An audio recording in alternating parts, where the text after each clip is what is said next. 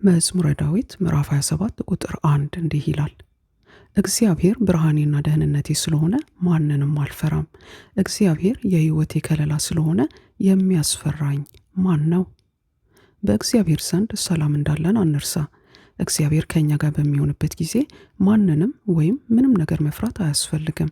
ክፉዎች ጠላቶች በኃይል ሲመጡ ምንም ያህል ጨካኞችና ብርቶች ቢሆኑም በእግዚአብሔር የሚተማመን ሰው ግን ፈጽሞ አይሰጋም። ምክንያቱም እግዚአብሔር ጠላቶቻችንን መሬት ላይ ተደፍተው እንዲወድቁ ያደርጋል። በእግዚአብሔር ፊት ምንም ማድረግ አይችሉም። እና እግዚአብሔር ምንኛ ድንቅ አምላክ እንደሆነ ማሰብና በእግሩ ስር መቀመጥን እንፈልግ። በዚህ በታወከ ዓለም ውስጥ የእግዚአብሔር መገኘት ብቻውን ሰላማዊና አስተማማኝ ስፍራ ነው።